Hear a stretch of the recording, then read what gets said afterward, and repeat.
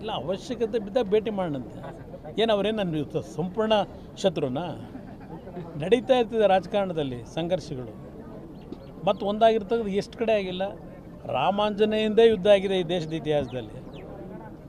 ಅಂಥದ್ರಲ್ಲಿ ನಾವು ಹುಲುಮಾನವರು, ನಮ್ಮಲ್ಲಿ ಘರ್ಷಣೆ ಆಗಿರ್ತದೆ, ಅದನ್ನು ಸೀರಿಯಸ್ ಆಗಿ ತಗೋಬೇಕಾಗಿಲ್ಲ. ಅವ್ರ ಮಗನನ್ನೇ ಗೆಲ್ಲಿಸ್ಲಿಕ್ಕೆ ಆಗಲಿಲ್ಲ ಅಂತಕ್ಕಂಥ ನೆನ್ನೆ ಚರ್ಚೆ ಮಾಡಿದ್ದಾರಲ್ಲ, ಆ ಮಹಾನ್ ಭಾವರ ಕೊಡುಗೆ ಎಷ್ಟಿದೆ ಅನ್ನೋದು ಗೊತ್ತಿಲ್ವೇ?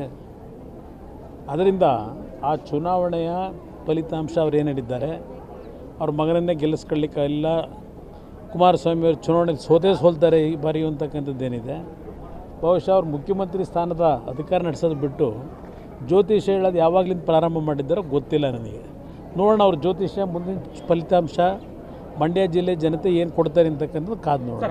ಮೂಲ ಕಾಂಗ್ರೆಸ್ಸಿಗರ ಇವರು ವಲಸೆ ಕಾಂಗ್ರೆಸ್ಸಿಗರಲ್ವ? ಮೂಲ ಕಾಂಗ್ರೆಸ್ಸಿಗರನ್ನೆಲ್ಲ ಕಸದ ಬುಟ್ಟಿಗೆ ಹಾಕಿ ಇಲ್ಲಿ ವಲಸಿಗ ಬಂದು ಈಗ ಅಲ್ಲಿ ಆವರಿಸ್ಕೊಂಡಿಲ್ವ ಇವರು?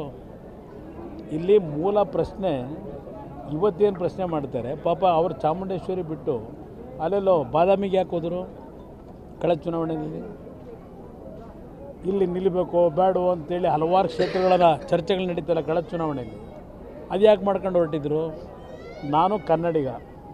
ನಿನ್ನೆ ದಿನದ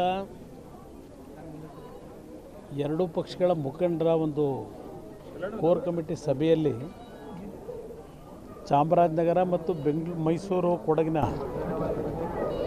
ಲೋಕಸಭಾ ಕ್ಷೇತ್ರದಲ್ಲಿ ಎರಡೂ ಪಕ್ಷಗಳ ಮುಖಂಡರುಗಳು ಮತ್ತು ಕೆಳ ಹಂತದ ಕಾರ್ಯಕರ್ತರನ್ನು ಒಳಗೊಂಡಂತೆ ಎಲ್ಲರನ್ನೂ ಇವತ್ತು ವಿಶ್ವಾಸಕ್ಕೆ ತೆಗೆದುಕೋಬೇಕು ಅಂತಕ್ಕಂಥದ್ದು ಮತ್ತು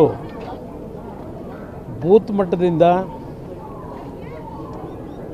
ಎಲ್ಲ ಭಾಗದಲ್ಲೂ ಯಾವುದೇ ರೀತಿಯ ಗೊಂದಲಕ್ಕೆ ಅವಕಾಶ ಕೊಡದೆ ಎರಡೂ ಪಕ್ಷಗಳ ಕಾರ್ಯಕರ್ತರುಗಳನ್ನು ಅತ್ಯಂತ ಗೌರವಯುತವಾಗಿ ಅವರ ಒಂದು ಶ್ರಮವನ್ನು ಉಪಯೋಗ ಮಾಡ್ಕೊಳ್ತಕ್ಕಂಥದ್ದಕ್ಕೆ ಹಲವಾರು ಚರ್ಚೆಗಳನ್ನು ಮುಕ್ತವಾಗಿ ಮಾಡಿದ್ದೇವೆ. ಇಲ್ಲಿ ಸಮನ್ವಯದ ಕೊರತೆ ಇಲ್ಲ. ಮೈಸೂರು ಜಿಲ್ಲೆಯಲ್ಲಿ JDS ಮತ್ತು ಜನತಾದಳ ಬಹುಶಃ 2014ರಿಂದಲೇ ಅನಧಿಕೃತವಾಗಿ ನಮ್ಮ ಕಾರ್ಯಕರ್ತರುಗಳು ಒಟ್ಟಾಗಿ ಕೆಲಸ ಮಾಡ್ಕೊಂಡಿದ್ದಾರೆ ಎರಡೂ ಪಕ್ಷಗಳು. ಈ ಬಾರಿ ಚುನಾವಣೆ ಪೂರ್ವದಲ್ಲೇ ಈ ಒಂದು ಮೈತ್ರಿ ಹೊಂದಾಣಿಕೆ ಮುಖಾಂತರ ಅಧಿಕೃತವಾಗಿ ಒಟ್ಟಾಗಿ ಕೆಲಸ ಮಾಡ್ತಾಯಿದ್ದಾರೆ.